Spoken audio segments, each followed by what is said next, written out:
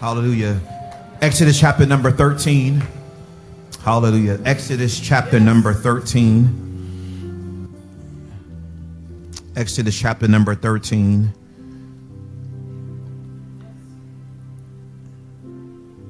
Beginning at verse number 1. Here is our Lord's word. The Lord spoke to Moses, consecrate every firstborn male to me, the firstborn from every womb among the Israelites, both man and domestic animal. It is mine. Then Moses said to the people, remember this day when you came out of Egypt, out of the place of slavery, for the Lord brought you out of here by the strength of his hand. Nothing leavened may be eaten. Today in the month of Abib, you are going out. When the Lord brings you into the land of the Canaanites, the Hittites, the Amorites, the Hivites, the Jebusites, which he swore to your ancestors that he would give you, a land flowing with milk and honey, you must carry out this ceremony in this month. For 7 days you must eat unleavened bread, and on the seventh day there is to be a festival to the Lord. Unleavened bread is to be eaten for those 7 days, and nothing leavened may be found among you, and no yeast may be found among you in all your territory. On that day explain to your sons, this is because what the Lord did for us when we came out of Egypt. Let it be a sign for you in your hand, and as a reminder on your forehead, so that the Lord's instruction may be in your mouth. The Lord brought you out of Egypt with a strong hand. Keep this statute at its appointed time from year to year. When the Lord brings you to the land of the Canaanites, as he swore to you and your ancestors, and gives it to you, you are to present to the Lord every firstborn male of the womb, all firstborn offspring of the livestock you own, firstborn of a donkey with a flock animal. But if you do not redeem it, break his neck. However, you must redeem every firstborn among your sons. In the future, when your son asks you, what does this mean? Say to him, by the strength of his hand, the Lord brought us out of Egypt, out of the place of slavery. When Pharaoh stubbornly refused to let us go, the Lord killed every firstborn male in the land of Egypt, both of the firstborn of humans and the firstborn of livestock. That is why I sacrifice to the Lord all the firstborn of the womb that are males, but I redeem all the firstborn of my sons. So let it be a sign on your hand, and a symbol on your forehead, for the Lord brought us out of Egypt by the strength of his hand. And when Pharaoh let the people go, God did not lead them along the road to the land of the Philistines, even though it was nearby. For God said the people will change their minds and return to Egypt if they face war. So he led the people around toward the Red Sea along the road of the wilderness, and the Israelites left the land of Egypt in battle formation. Moses took the bones of Joseph with him, because Joseph had made an Israelite swear a solemn oath, saying, God will certainly come to your aid. Then you must take my bones with you from this place. They set out from Succoth and camped at Etham on the edge of the wilderness. The Lord went ahead of them in a pillar of cloud to lead them on their way during the day, and a pillar of fire to give them light at night, so that they could travel day or night. The pillar of cloud by day, pillar of fire by night, never left its place in front of the people. This morning, for the time allotted to me, I want to preach from this. Don't forget to remember. You may have your seats in the Lord's presence. Don't forget to remember. Once again, don't forget to remember. Brothers and sisters, a mistake that we often make is that we forget that which we have, we've done nothing to deserve it. Make the mistake of erring in the manner of not saying thank you when we receive the goodness of the Lord, the land of the living. Truth be told, brothers and sisters, all that you have is because God's love for you is real, not because you're all that. I get it. You fine. I get it. Brother, you handsome. But your fineness and your handsomeness does not equate to the level of life that you are living. If God were to remove his love from you, your fineness could not take care of you, no matter how fine you think you are. Truth be told, you can be fine and ugly at the same time. You can have a fine disposition and an ugly attitude, and it makes it hard for people to see you and deal with you. Think about this. Have you ever sat long enough to recall what God has done for you and your family?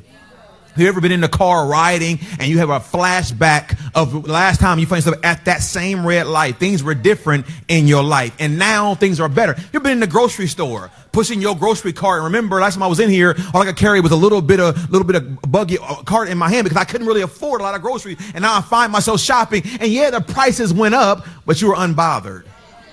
Maybe you've been in the grocery store, you used to look down for the cereal, which is a no-name brand. Now you look up and you buy whatever you want to buy, because you know that your money is different. You've been in your car riding, praying that your car don't run out of gas, but you ain't got no money to put no gas in there, and God sustains you. And now the gas price is $1,000 a gallon. And you go get gas unbothered when you go to Shell or anywhere else because you just pull up because God, you've been on a job. And they firing folks all around you. And you've been breaking, or you got fired, but your bills stay paid. Have you ever been there? The doctor's office, the doctor said, we see something on the scan. We're kind of concerned about what's going on. And you walk out of there with tears in your eyes, wondering about how you're going to live. And God has kept you to the very, have you been there? And yet, even being there, we forget to remember the same God who was there then, the same God who's here now. In our text today, the people of the Israelites have now been freed from Egyptian bondage. And now the Lord is giving the instruction to them through Moses on how to live and lead forward, because you can be delivered and still be stuck.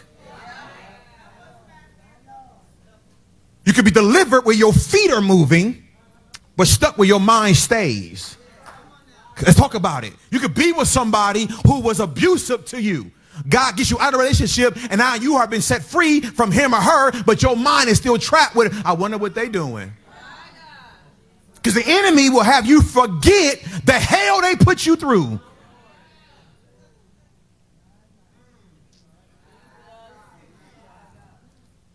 Nobody left. I keep going. They've been set free. And the Lord says to Moses, consecrate every firstborn male. The word consecrate means make holy. Make holy, because God is now saying, I got to get all the residue of Egypt off of you, because now that you have been set free from Egypt, you can't take Egypt with you. Let me help somebody today. If you and her, or you and him, if y'all are done with, you ought to rid yourself of all things from her. How you with a new boo with your old boo teddy bear?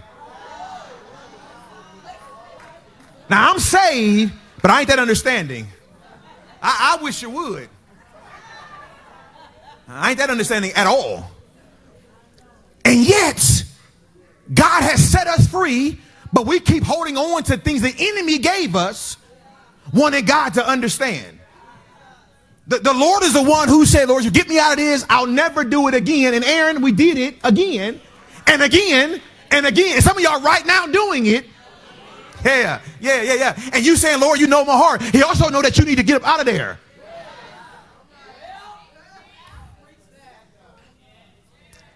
They've been set free from slavery. Now, mind you now, it was Exodus chapter number 3 where God told Moses, I've heard the cry of my people. We're now in Exodus chapter number 13, and they're finally leaving from the bondage that the Lord saw them in chapter number 3. Now, it's 10 chapters removed, but it ain't 10 years. It's been years of them being in bondage. It's been years of them building up a government led by Pharaoh. It's been years of them being disenfranchised about what's going on. It's been years. And now they're being set free, to where now those who entered into Egypt are now dead, and their next generation is now the one who are leaving Egypt and freedom. And yet they've been bound for so long that freedom don't make sense. And so now the Lord is talking to Moses, and he's telling Moses what has to be done. And it's important to understand it, ladies and gentlemen, that the Lord has just set them free from bondage over centuries of bondage. They walked in with about 70 plus people. They're leaving out with millions of Israelites. Even in bondage, they populating. 1, 2, 3. The rest of y'all get a little later. Being stuck, amen. mean I gotta be? Help me today. The number has grown. Here's what's interesting about the number growing. The Lord told Abram in Genesis 12, get thee from thy country and thy kindred, and I'm going to show you a place. The Lord told him, you're going to be the father of many nations. They will far outnumber the stars in the sky, sand on the seashore. So they're growing in bondage, and now they're being led out of Egyptian bondage, and they don't know where they're going. At the end of the chapter, the Lord said that he led them a different way by the Red Sea and not a quicker way, because if he goes a quicker way, as soon as they see war, they'll want to go back. It's just like us. In the first situation of warfare, we want to go back. And when we go back, we want to question, Lord, where were you when this happened? We forget the same God who carried you is also keeping you. Have you ever wondered, at least I do, how our foreparents, our grandparents, for example, how they had a whole heap of children, Southern word, whole heap of children. With fixed income, they had more kids than they had bedrooms.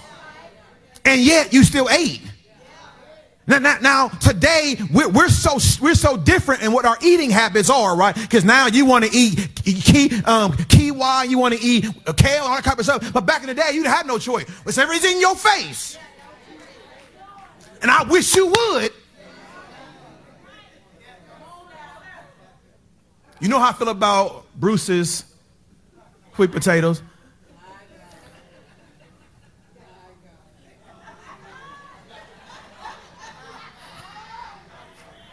Tell you the story later. Don't worry about it right now. But I'm reminded, these are the words from T.D. Jakes. Your blessing is your children's normal. Kendall, what that means is that our kids will never know the magnitude of the struggle you went through. But it's also possible that we can sedate them from struggle till they become weak when struggle comes. Because we don't want them to ever have to worry about going through anything. So now we become a buffer and a cushion for every fall they have. Because now in this generation, everybody got to get a trophy and a certificate and kind words spoken about them. But you knew how you grew up. You got to get it from the mud. You had to earn everything. And so now they're being set free. They're going to a new place never ever seen before. I want to press forward because I do want to give you a chance to come back with no excuses. And I mean that with all sincerity, Lord Jesus. Moses has been in tug of war with Pharaoh because Pharaoh refused to let God's people go. And now they're set free. And Moses' battle, Deaconess Brown, will go from a battle with Pharaoh to a battle with the people God set free. Because whenever they face warfare, they start questioning God. And we be honest, there's some of you in here, you're going through something currently and you find yourself questioning God. And your struggle is you were raised to never question God, but you have questions. And my struggle is if God is omniscient, meaning all knowing, why can't I ask him questions? Here is the problem. The problem isn't my questions. The challenge is, can I handle when he starts answering? Because he's going to talk back. And when he talks back, he's going to ask you, now where were you when I hung the sun? The sun has been hung and never failed. Where were you when you were going through? I was the one up at night when you were tossing and turning. Where were you? And there were people that you try to impress in church who was not there. You don't give God real praise because they're staring at you. But when you was going through pain and they were staring, you really didn't care. And now you've been set free. Now you don't want to give God praise. How dare us? How dare us forget? Forget. I wish I had a parent in here who could talk about how you had to go to work sometime when you were sick, take care of your children because you were the only income in the household. I wish I had somebody in here who's seen God turn reports around. Don't you forget to remember how good God has been to you.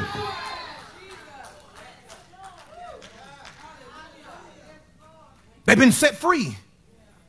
They've been set free. And I want to give this to you. The first thing I want you to get from the sermonic title is that number one is that Israel marked the memory.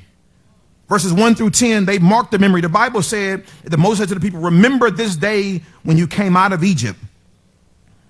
out of the place of slavery, for the Lord brought you out of this. Moses made it very, very clear of two things. You need to remember, but also the Lord did it. Be careful not to try to steal praise that belongs to God. Because the truth of the matter is, you know, like I know, the Lord did this. You know, like I know, the Lord did this. You know, like I know, the Lord did this. Forget about that. Left in your hands too long, it got worse. But only God can handle your worst. Lord, help me today, Jesus. Listen to me, ladies and gentlemen. It wasn't that big of a deal when you first saw it. But you told yourself, I got this. And what you thought you had became too much for you to handle. And then guess what happened? Now you're saying, Lord, I need your help. And God can step in and handle what you messed up. You don't believe me? Look in the mirror when you get home. You are a mess up that God can fix up. I don't care how good you look on a Sunday morning. By the grace of God, God can take your mess and use you for ministry. I've yet to meet a preacher who got it all going on together. I don't care how good we think we look. It's the Lord doing the work. That's what when they say, if you've been through what I've been through. Listen, ladies and gentlemen, I don't have to convince you I know him for myself. As long as I know that I know him for myself. When I was growing up, some of you when I was growing up, the old saints would say things in church that made no sense to me at all. They say things like, when I look back over my life and I think things over, it made no sense to me. Woke up this morning with my mind stayed on Jesus, made no sense to me. So on and so forth. God is good all the time. It made no sense to me. Keep on living.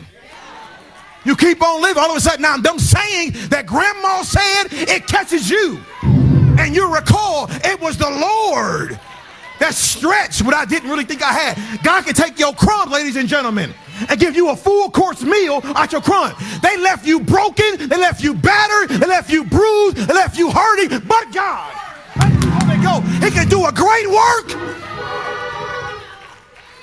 And so here's my assignment for you. You got to find you a place in your home, in your car, in your job where you got your memory. You can remember every time you look at it. Lord, I remember. Sometimes you got to put something on a Post-it notes and paste it certain places. When I was growing up, my brother and I loved to eat cereal. My mother would always we open the refrigerator door and just stare. And she would be in another room. Close.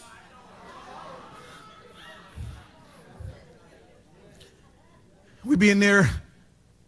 And so one day we were both eating cereal, both had poured our cereal, and we didn't measure out the milk. Wasn't enough milk for both of our cereal. And my brother looked at me and looked at him. And in my mind, I'm saying I can take him.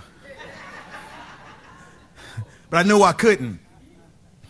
And so my brother did something that was so amazing. My brother began to pour milk into his cereal bowl. Got halfway there, gave me the rest of the milk. We had a little bit of milk and a whole lot of cereal. I watched my brother do something that was so amazing. He began to eat with his hand from the top. Got to a certain point, he began to use a spoon to get the rest. I began to follow his example. Follow his example. At the end of the bowl, and guess what, y'all? The little bit of milk at the beginning was still there in the end. My brother tried to teach me that if you get caught up on what you see, you really miss what's happening behind the scenes. Ladies and gentlemen, I'm now 48 years old.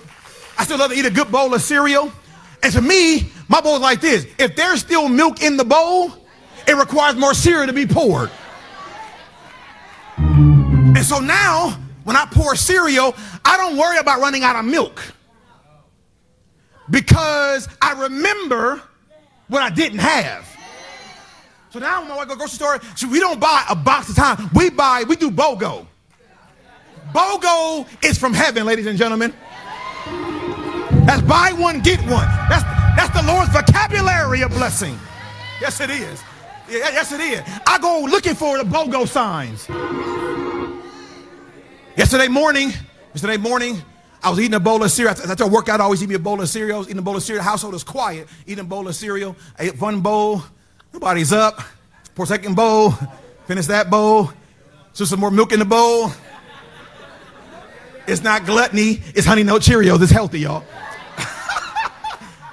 And as I'm sitting there on the third bowl, I remembered the times didn't have it. We grew up, my mother would buy cornflakes. It would just say cornflakes on the box and black wording. You had to pour the cornflakes, put the milk in, you had to apply your own sugar to the cornflakes. One day my mom made us some cereal and put it on the bowl. I was upstairs getting dressed. I came down. She said, Mom, this cereal, I don't taste no sugar. My mama said, baby, use your spoon and stir it. She said, I know I put sugar on the cereal, but it's dissolved to the bottom. I began to stir the spoon, and what had gone down came back up. When you pray, if you go down in prayer, what's down? Hey, help me today. Ladies and gentlemen, Paul told Timothy, stir up the gift that's within you. And I've come to tell you, if you remember what God has done for you, it'll come up every time. Help me, God. They don't understand why you so loud in church. They don't understand why you always crying. They don't understand why you won't be still. But my memory has been stirred. And every time I think of God's goodness, woo!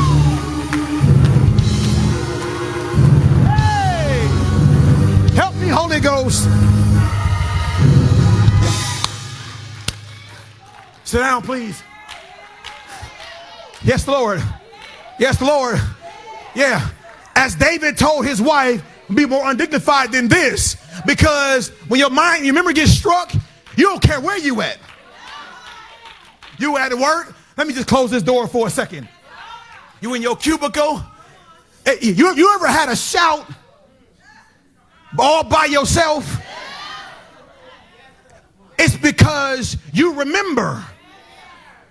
You remember where you went and you shouldn't have gone, and bullets rang out and you walked home. You remember.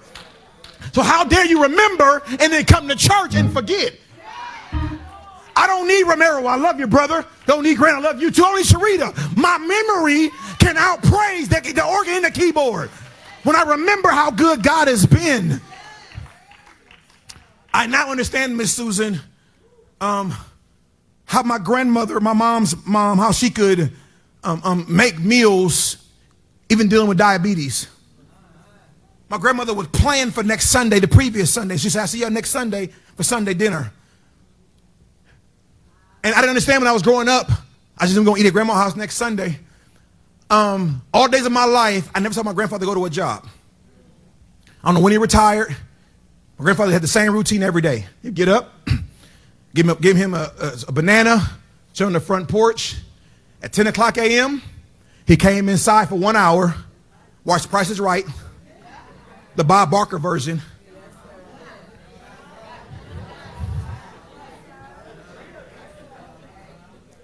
At 11 o'clock, he would get up, go back on the porch, wave at cars, yell at people. Every day he did that. My grandmother would make breakfast, lunch, and dinner every single day. Grandfather would come in, get his lunch, eat it, take a quick nap, go back outside. Same thing every day. And so I'm go to lunch, go to work. Now, one time in my entire life, I don't know when he retired. Here's what I would tell you. When I went to my grandparents' house, and I went to visit, refrigerator always had food in it. They always had some level of snacks. Granddaddy had a garden full of vegetables. He ate tomatoes like he ate apples. Just bite right into them. They always had something. Miss Tiffany never went to work. Never don't go to work. We always had food in the house. Other than that, I was riding in my car, coming back from a business trip in Orlando, riding in the car. I was on I-10, which is boring, by the way. On I-10, started having these flashbacks. So thinking about this, I make more money than my grandparents ever made. But I never saw my grandparents stress about what they was going to eat. Because my grandparents believed God at his word. So as I was riding Deacon Harden on I-10, a thought came to my mind. What do you really have to complain about when you are the answer to their prayers? If my grandparents could see what they prayed for, you got to remember. I got to hurry up. Second thing is Israel mobilized with meaning. They mobilized with meaning. The Bible said in verse number 11, when the Lord brings you into the land of the Canaanites, as he swore, and gives it to you, you are to present to the Lord your firstborn males, which redeem the firstborn son. Remember, the Lord did it by his strength.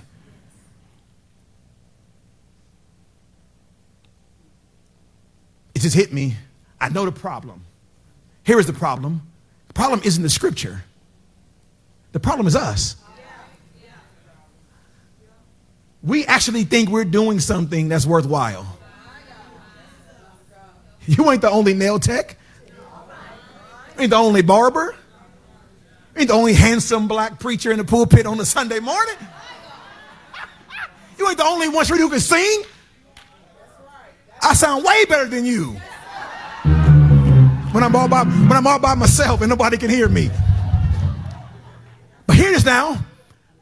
God can go right down under the bridge on Lake Bradford, find a strung out man or woman, clean her up, and they will out-sing this church because they will talk about a God they experienced. And just maybe your praise changed because you forgot how good he is.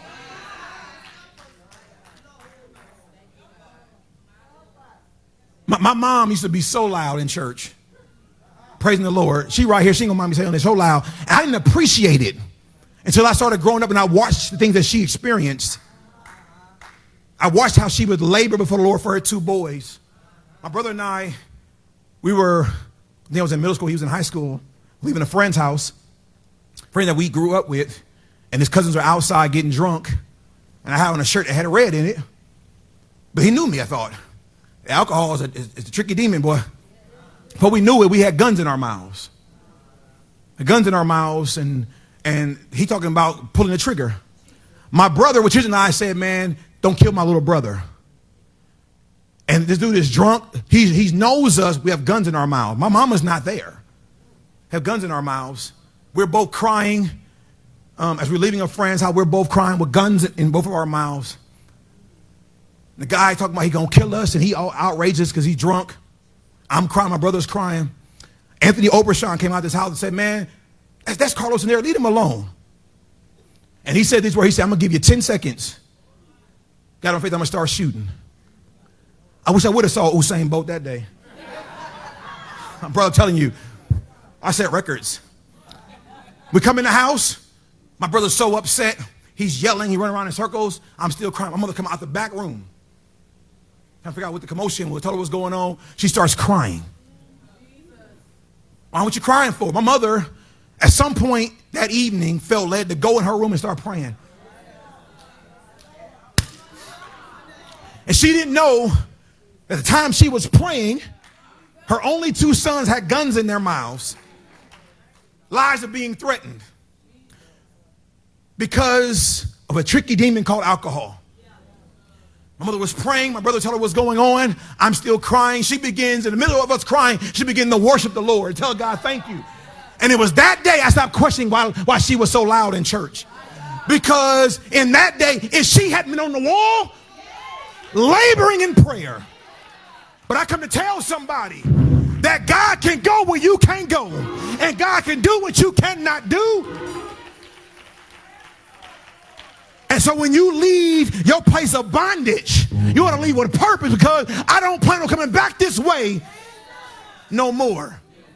You can see your ex, and nothing inside of you even moves anymore, because the past is the past.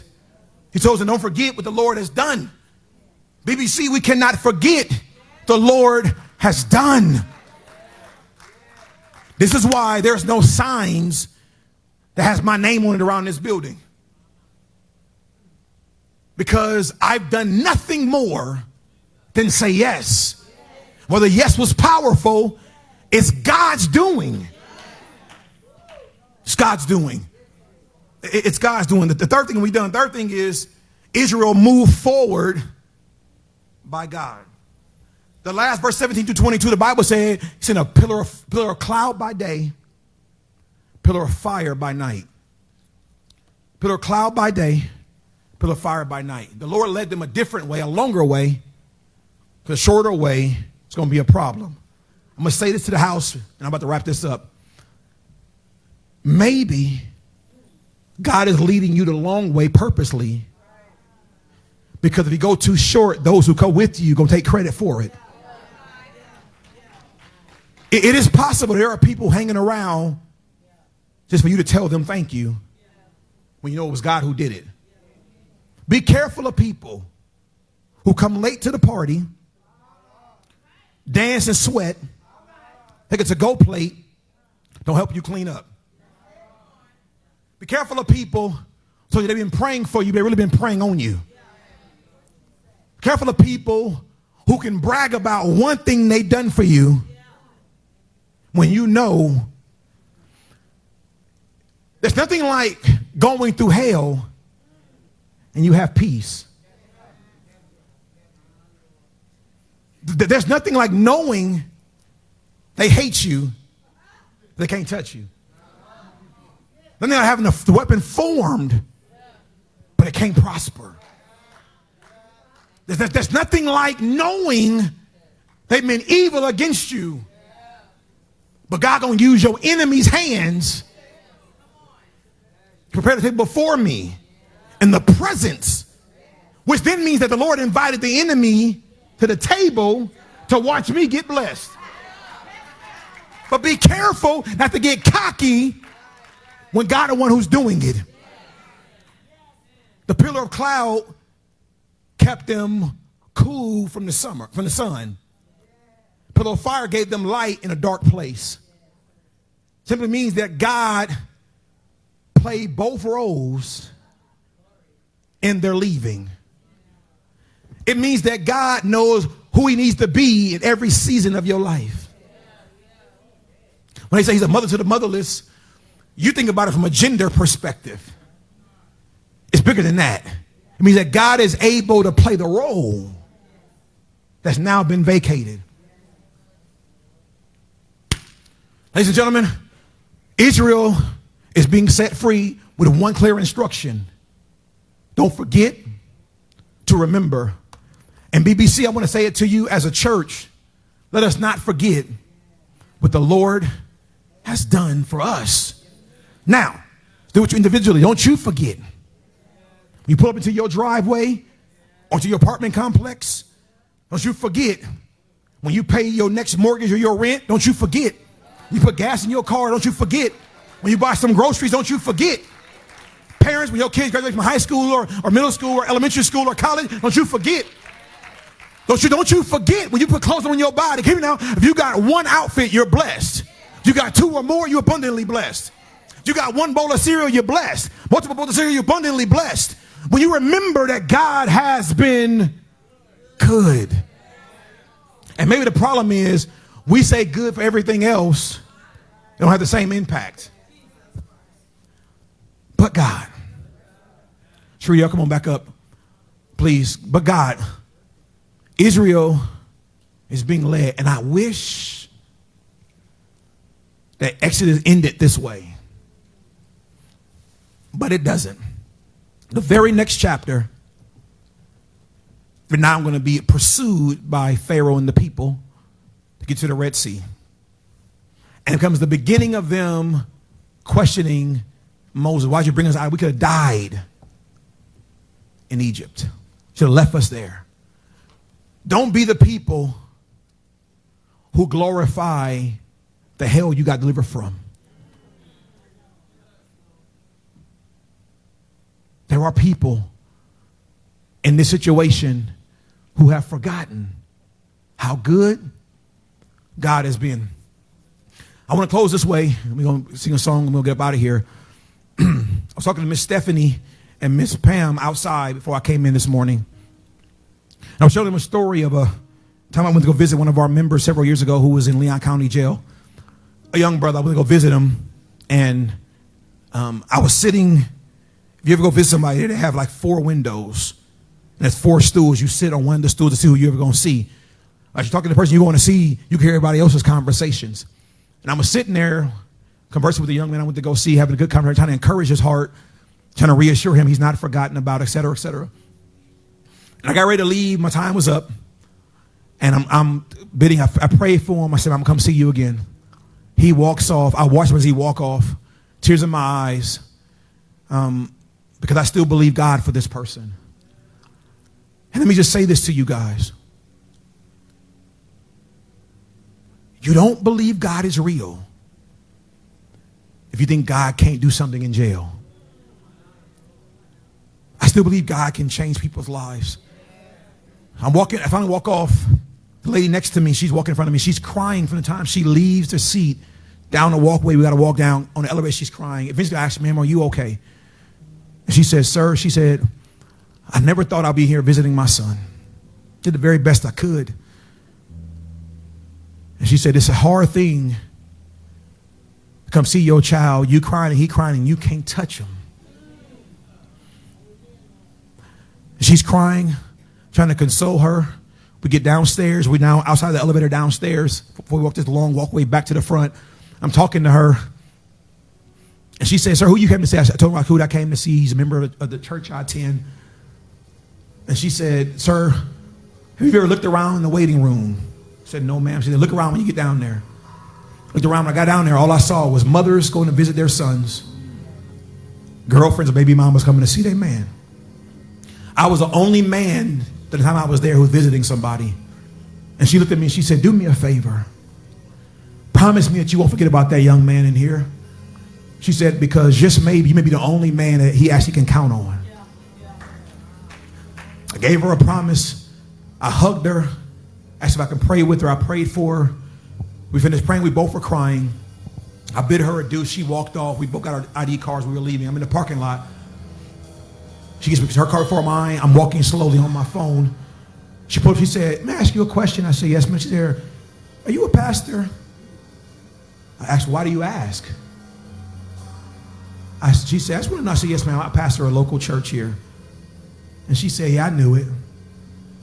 She said, forget what I told you. I said, yes, ma'am. I remember. I give you my word. She pulled off. This was before 2020. I have never seen a lady again in my life. But I am daily reminded of what I told that lady I was going to do. There are young men and women of this church who are currently incarcerated. And every day I labor before the Lord on their behalf. Because I believe that God can go beyond the walls. But last night my son and I were leaving from an event in the car. My daughter and I, leaving the event. And we're riding and she was talking. I'm listening to her in one ear. And I'm hearing something in my other ear. And the Lord told me, I want you to end the service. I felt compelled. Let me say it differently. I felt the Lord saying this to me. In the service tomorrow, meaning today, I want you to pray for the people who look free. They're still bound. We get home. Everything about my body is physically drained. My legs are hurting. I'm exhausted. I've been traveling, going nonstop. I heard you, Miss Susan, to slow down. Miss Susan texted me and gave me an instruction. I'm in the shower last night. I heard the same thing again. Because it's possible to be pastoring people who hear a free gospel but won't adhere to it. We keep on reading through Exodus. You're going to learn the Israelites get set free. And their cry and their whine is, should have left us there. Because when you become too familiar with God, you lose the reverence for God. You stop respecting the fact that God delivered you from an enemy that was wanting to kill you. Parents, We're raising children and grandchildren that are looking at us